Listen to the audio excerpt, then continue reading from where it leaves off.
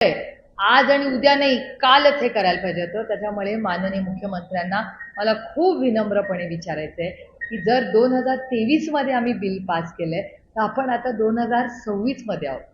24, 25, 26 अडीच वर्ष झाले हे बिल पास करून. याची अंमलबजावणी आत्ताच्या तत्कालीन भारत सरकारने का नाही केलेली? त्याच्यानंतर एवढी इलेक्शन झालेल्या बिलावर परत चर्चा कसली? कारण का हे बिल महिला आरक्षणाचं बिल नव्हतंच, हे बिल डिलिमिटेशनचं. त्यामुळे कॉन्स्टिट्यूशन अमेंडमेंट जे करायचं होतं नारी शक्ती 33% आरक्षणाबद्दल, ते आम्ही 3 वर्षापूर्वीच एक मताने केलंय आणि विरोधाचा विषय येतोच कुठे. आणि म्हणणं आहे मुख्यमंत्र्यांचं याच्यापूर्वी ज्यावेळेला राज्यांमध्ये डिलिमिटेशन झालं होतं ते डिलिमिटेशन करून त्याची प्रत्यक्ष अंमलबजावणी करण्याला जवळपास 8 वर्षाचा कालावधी लागला होता. 2023ला जे विधेयक पास झालं, सर्वानुमते पास झालेलं होतं, त्याच्या इम्प्लिमेंटेशनसाठी बराच कालावधी लागला होता आणि त्यावेळेलाच डिलिमिटेशन सुद्धा करण्यात येईल किंवा जनगणना झाल्यावर हे लागू होईल हे त्यावेळेला 2023ला सांगितलं गेलेलं होतं. मग आता विरोध का करतायत? विरोध दोन गोष्टी. माननीय मुख्यमंत्री त्या डिबेटमध्ये नव्हते कारण का ते राज्यात होते. आम्ही पार्लमेंटमधल्या डिबेट्सची मी माहिती सांगते तुम्हाला. कारण 2-3 गोष्टी आणि त्यात झालेले बदल तुम्हाला सांगते. ही क्रोनॉलॉजी तुम्हाला माहिती असली पाहिजे. त्यावेळीच असं ठरलं होतं की डिलिमिटेशन आणि सेन्सस या दोन्ही गोष्टी याची चर्चा त्या बिलामध्ये आहे. पण का सेन्सेस कुठला? तो येईल तो सेन्सेस ना. मग भारत सरकारने शब्द दिला होता की सेन्सेस करणार. त्याच्यानंतर मागणी झाली की जातीय जनगणना करा, हा शब्द केला आणि जातीय जनगणना सुरू झाला पाहिजे. गेल्या 3 माझी स्वतःची बजेटमधली भाषणं काढून बघा, त्याच्यात कास्ट सेन्सससाठी जातीय जनगणनेसाठी तुम्ही पैसे दिलेले नाहीत हे मी वारंवार केंद्र सरकारच्या बजेटच्या भाषणामध्ये बोलते. मग मला सांगा, जर तुमचं सरकार गेले 12 वर्ष आहे, मागणी झालेली आहे, तुम्ही कास्ट सेन्सससाठी हो म्हणलेला आहात, मग सेन्सस वेळेवर सुरू केलं का नाही? तुम्हाला जर माहिती होतं की महिला आरक्षण, डिलिमिटेशन या सगळ्या गोष्टी, कास्ट सेन्सस आपल्याला टाइम बाउंड मॅनरमध्ये करायचं, एवढं मोठं तंत्रज्ञान आणि यंत्रणा आहे, जर आधार सारखा मोठा कार्यक्रम हा देश घडवू शकतो, तर मग ह्या सगळ्या गोष्टी का नाही भारत सरकार करू शकत? कारण का त्याची इच्छाशक्तीच नव्हती करण्याची. दुसरी एक गोष्ट मला तुम्हाला सांगितली पाहिजे की जेव्हा आता ही एक गोष्ट वारंवार चर्चेत येते, माननीय मुख्यमंत्री म्हणाले की नाही मला माहिती नाही, पण आम्हाला जेव्हा मागच्या सेशनमध्ये, एक तर ह्या सेशनचं टायमिंगची गरज आहे, जे सगळी 4 राज्यात इलेक्शन चाललं होतं, तातडीने सगळे कामं सोडून त्या सेशनसाठी गेले. क्या पाया? राज्यसभाचं 3 दिवस उगत चालली. एखाद्या दिवस आम्ही पेट्रोल डिझेलचा भाव वाढला, सिलेंडरचा भाव वाढला आणि आंदोलन केलं तर आम्हाला चेअरवरनं सांगण्यात येतं करोडो रुपयाचं नुकसान होतंय, कशाला तुम्ही पैसे वाया घालवताय? हाच प्रश्न आज मला भारत सरकारला विचारायचा की 3 दिवस राज्यसभा चालली, 3 दिवस लोकसभा चालली, क्या पाया? काय गरज होती करोडो रुपयाचा चुराडा करायची? त्याच्याऐवजी आज वेस्ट एशियामध्ये जो क्रायसिस चाललाय त्याच्यावर का नाही स्टेटमेंट भारत सरकारने केलं? सिलेंडरचे जे इश्यूज तुमच्या सगळ्या चॅनलवर चालतात, महागाई वाढली आहे, बेरोजगारी वाढली आहे, महिलांवर ज्या होणारे महाराष्ट्राचे अत्याचार वाढले, महिलांच्यावर अत्याचार वाढल्यानंतर आज अनेक गोष्टी आहेत. सगळीकडे विशाखा कमिटी आहे का? हा एक पहिला मुद्दा महाराष्ट्रात आज अतिशय महत्त्वाचा आहे. महिला कमिशन, तुम्हीच आता म्हणल्या की दिल्लीवरनं महिला कमिशनच्या महिला आज आल्या होत्या. मग महाराष्ट्रात महिला कमिशनला आहे का कोणी? आता ती जागा रिक्त आहे. म्हणजे विशाखा कमिटी सगळ्यात झाल्या आहेत का? माहिती नाही. आज महिला आयोगाला अध्यक्ष महाराष्ट्रात आहे का? देशाच्या आल्या होत्या, आनंदाची गोष्ट आहे. पण महाराष्ट्राला स्वतःची नको का एक महिला आयोग? एवढं जर महिलांचे अत्याचार वाढत असतील, महिला पोलीस ह्यांच्यासाठी तुम्ही काही वेगळं करताय का? त्याचं पेट्रोलिंग वाढवताय का? त्यांच्यासाठी त्यामध्ये गुलाबी गाड्या आल्या होत्या, त्या तुम्हाला कुठे दिसतात का हो? मला तरी दिसत नाहीत कुठे. केवढा गाजावाजा करून इलेक्शनच्या आधी एवढ्या त्या गुलाबी गाड्या. आम्ही पण गेलो तो फ्लॅग ऑफ बघायला, आम्हाला अभिमान आहे. ठीक आहे ना, विरोधात असलो म्हणून चांगल्याला चांगलं म्हणावं. जेव्हा माननीय मुख्यमंत्री चांगल्या गोष्टी करतात आम्ही करतो ना कौतुक, ही लोकशाही आहे. मुख्यमंत्र्यांच्या पत्रकार परिषदेमधला एक महत्त्वाचा मुद्दा आहे, त्यांनी युपीएसला एक दाखला देत असं म्हटलेलं आहे 29ला महिला आरक्षण लागू झालं असतं, मात्र डिलिमिटेशन लागू झालं नसतं. माझं म्हणणं आहे की डिलिमिटेशनचा आणि महिला आरक्षणाचा संबंध काय? आणि त्यांचं असं म्हणणं आहे की विरोध तुम्ही केला 29ला लागू होणार म्हणून माझा- ते जुना दाखला ते म्हणतात लागू होणार माझा आदरणीय माननीय मुख्यमंत्र्यांना एक विनम्र प्रश्न आहे की डिलिमिटेशनचा आणि महिला आरक्षणाचा संबंध काय? काय संबंध मला सांगा ना. तुम्ही एक विधेयक आणलं महिलांना आरक्षणाचं 543 करून टाका, आत्तापर्यंत झालं असतं. मग मला कळलं असतं की माझा मतदारसंघ आरक्षित आहे का नाही, बारामती लोकसभा महिला आरक्षित आहे का नाही, आत्तापर्यंत कळलं असतं ना. डिलिमिटेशन मध्ये तुम्ही का घालताय? तुम्ही 543चा निर्णय तत्कालीन का नाही घेतला? कोणी थांबवलं या सरकारला? आमची तयारी आहे. आणखीन एक थोडंसं क्रोनॉलॉजीमध्ये तुम्हाला परत मागे नेते.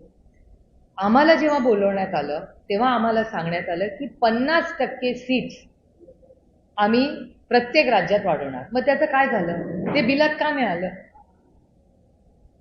एवढं तुम्ही सेशन बोलवलं, सेशनच्या आधी अनेक गोष्टी आम्हाला सांगण्यात आल्या, मग त्या का नाही बिलात आल्या? एवढं सेशन बोलवलं, त्याच्या आधी मीटिंग्स घेतल्या सगळ्या विरोधी पक्षाबरोबर. इथे एक वेस्ट एशियामध्ये क्रायसिस चाललंय. तुमच्या सगळ्या चॅनल्सवर रोज दाखवत आहेत की आपल्याच एका बोटीवर अटॅक झाला, आपले लोक जगभरात अडकले, तिथे बॉम्ब फुटतो. अरे चाललंय का? एकीकडे 4 इलेक्शन चालली आहेत, एकीकडे तेलाचा भाव कुठपर्यंत पोहोचलाय गगनाला ते, आणि तुम्ही महिला आरक्षण आणून त्याच्यात प्लॅनिंग पण नाही, न डिलिमिटेशन ना कास्ट सेन्सिस, ह्याच्यावर कुठली चर्चा नाही. अखिलेश यादवजी जेव्हा ओबीसीची मागणी केली, कुठे उत्तर होतं भारत सरकारकडे? उत्तरच नव्हतं. प्रियांका गांधी बोलल्या, अखिलेश यादव बोलले, डिम्पल यादव बोलले, अमोल दादा बोलले, आपले भास्कर सर बोलले, बगरे सर. कुठे होती यांची सगळ्यांची उत्तर? ते 5 राज्यांमध्ये निवडणूक आहे, बरोबर. जसं तुम्ही म्हणताय की ते टायमिंग यांनी साधलं. क्या पाया? माझा प्रश्न पुढचा आहे. प्रश्न असा आहे की आता हे विधेयक जेव्हा बदलेलं आहे, तर आता विरोधकांची प्रतिमा या 5 राज्यांमध्ये महिला विरोधी करण्यामध्ये जे त्यांनी जे जाळं रचलं, त्या जाळ्यामध्ये विरोधक आयते सापडले असं तुम्हाला नाही का वाटत? अजिबात मला वाटत नाही, कारण का आमचा महिला आरक्षणाला विरोधच नाहीये. ते बिल पास झालेलं आहे. तुम्ही काय प्रश्न विचारताय माहितीये का? की मी 12वीला आहे आणि तुम्ही मला सांगताय ताई तुमचं 10वी, तुम्ही 10वीच्या परीक्षेला बसले नाही. अहो मी 12वीला कशी पोहोचले असते जर 10वीची परीक्षा दिली नसती तर? महिला आरक्षणाचं बिल पास झालेलं आहे. महिला आरक्षणाचं बिल 2023 मध्ये 5-1 मतांनी झालेलं आहे. म्हणजे मी 10वी पास झाल्याशिवाय मी 12वीत कशी जाईन? असं मी अजिबात म्हणत नाही, असं मी म्हणत नाही. माझी तयारी आहे. माननीय मुख्यमंत्री म्हणतील ती जागा, माननीय मुख्यमंत्री म्हणतील ती वेळ, कारण का ते माझ्यापेक्षा जास्त व्यस्त आहेत. त्याच्यामुळे ते म्हणतील ती वेळ विनम्रपणे, आमच्यापैकी कोणीही विरोधक म्हणून नाही, पण देशाला वास्तव कळलं पाहिजे. कारण का महिला आरक्षणाला विरोधच नाहीये ना. बिल पास झाल्या. अहो बाळ तुमचं 10वी पास झालेलं आहे ऑलरेडी, ते 12वीत गेले आणि 12वीत सर्टिफिकेटच नाही. अरे मग मी 12वीत 11वी 12वी केली कशी जर 10वी पास? नाही, अरे काय विषयच नाही ना, कारण का डिबेटच नाहीये. जर माननीय मुख्यमंत्री मला म्हणाले तुमचा महिला विरोध आहे, मी म्हणेन अहो आम्हीच एकमताने बिल पास केलं, तुमच्याच सरकारने आमचे आभार मानले बिल पास करताना. जरा डिबेट. त्या महिला आरक्षणाचा बिलचा विषयच नाहीये. विषय फक्त डिलिमिटेशन बद्दल सीमित आहे.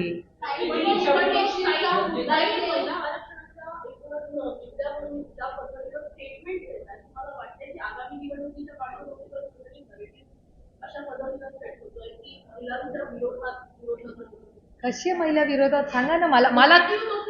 अरे नाही, कुठलं काय? एवढं जर असतं तर विधेयक पडलं असतं का?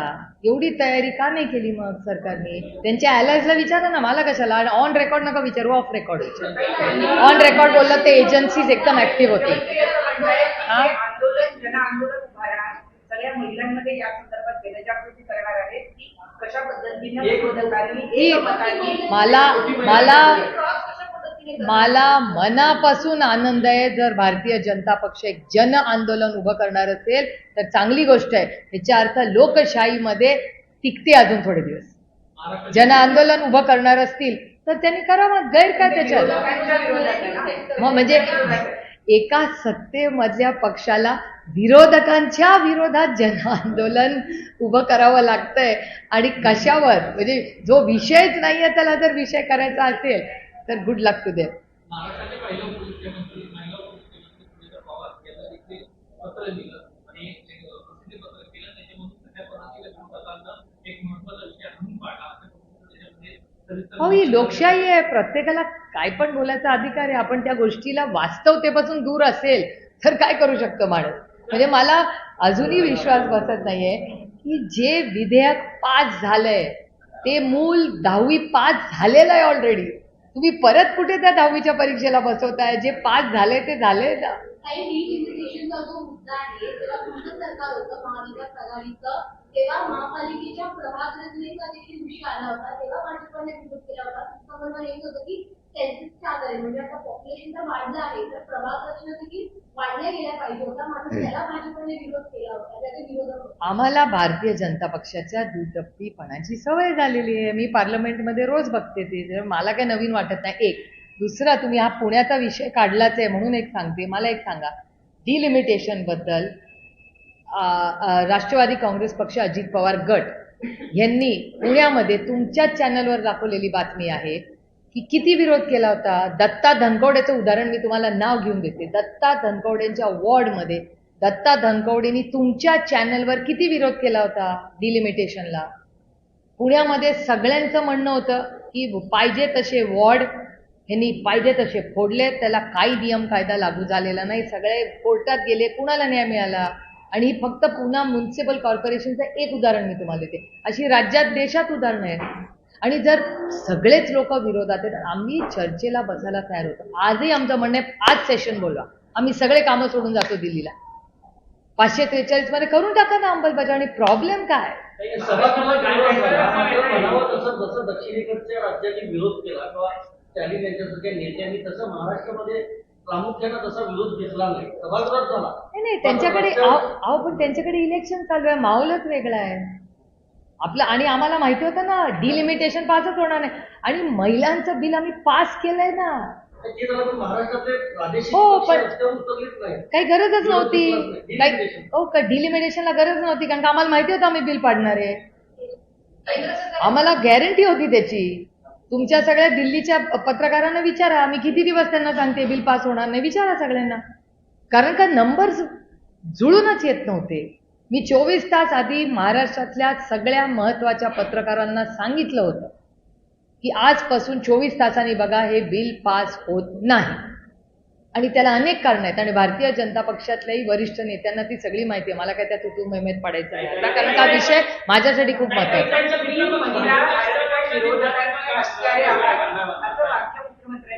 काय काय काय विरोधक हे महिला आरक्षण विधेयकाचे हत्यारे आहेत. हा आदरणीय माननीय प्रधानमंत्र्यांचा शब्द. परवा माननीय आदरणीय प्रधानमंत्री हे बोलले. कदाचित तोच कोट माननीय मुख्यमंत्र्यांनी केला असेल. अरे लोकशाही आहे यार, दिल बडा रखो. लोकशाहीमध्ये जसं आपल्याला बोलायची ताकद आहे तशी ऐकायची ताकद आम्ही ठेवली पाहिजे. पण माननीय मुख्यमंत्र्यांकडून मला जास्त अपेक्षा होत्या, कारण का ते खूप म्हणजे सुशिक्षित आणि हुशार आणि खूप वाचन करतात ते. त्याच्यामुळे माझी माननीय मुख्यमंत्र्यांकडून अटॅकची अपेक्षा थोडीशी वेगळी होती. कारण महिला विरोधी आम्ही आहोत, किंवा ते दिल्लीवरनं ब्रीफिंग जे सगळ्यांनाच NDA मध्ये दिलेलं आहे त्याच्यात ती नोट असते. कारण का ते एक दिल्लीचं आहे की ते स्वतःचे पक्षाचे लोक आणि मित्र पक्षांना एक टाईप नोट पाठवतात. सगळ्यांची भाषणं त्याच फॉर्मॅटमध्ये आहे. एका सुरात, एका स्वरात, एका शब्दात ते सगळे बोलतात. त्यामुळे कदाचित, कारण का मला देवेंद्रजी खूप अभ्यासू नेतृत्व आहे हे मला माहिती आहे. त्याच्यामुळे महिला आरक्षणाचं बिल हे 23 मध्ये पास झालंय हे देवेंद्रजींना 2000% माहिती आहे. पण कदाचित दिल्लीवरनं जे नोट्स आले असतील, जे प्रेशर आलं असेल की नाही ना पक्षाची आता हीच लाईन आहे ती चालवा, त्याच्यामुळे कदाचित त्यांच्यावर हे प्रेशर येऊ शकतं. 70 कोटी महिलांचा विश्वासघात केला.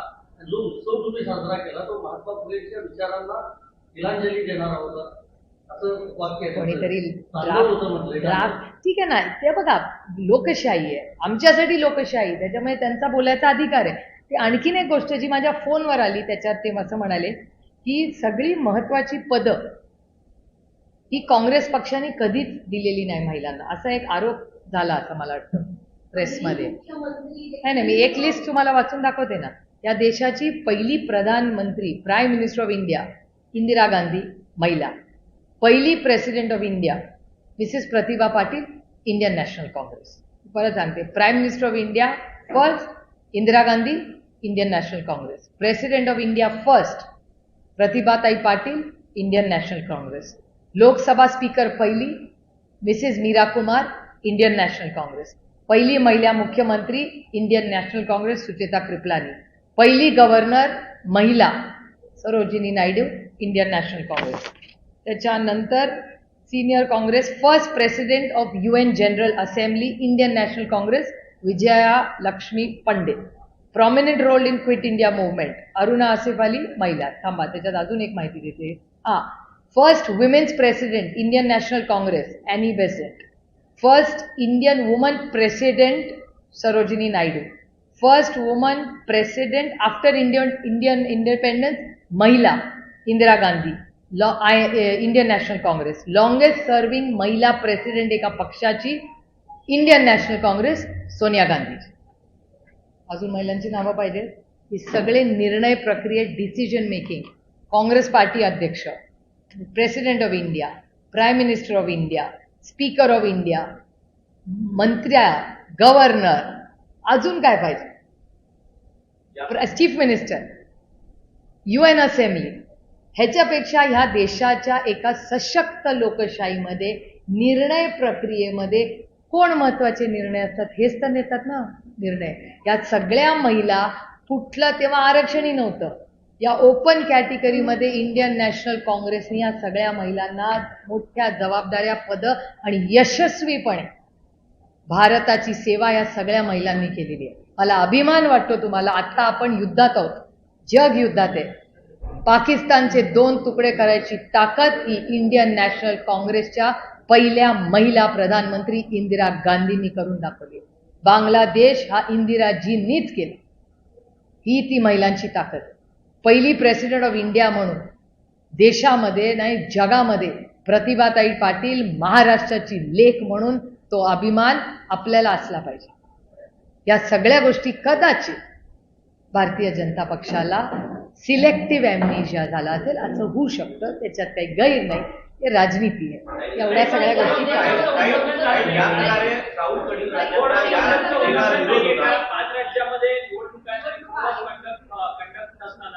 प्रधानमंत्री भाषण देतात आहे सगळीकडे, या सगळ्या संदर्भात पत्रकार परिषद होतात. ठीक आहे ना, त्यांनी यंत्रणा चालवली आहे दिल्लीवरनं, सगळ्यांना सांगितलंय करा.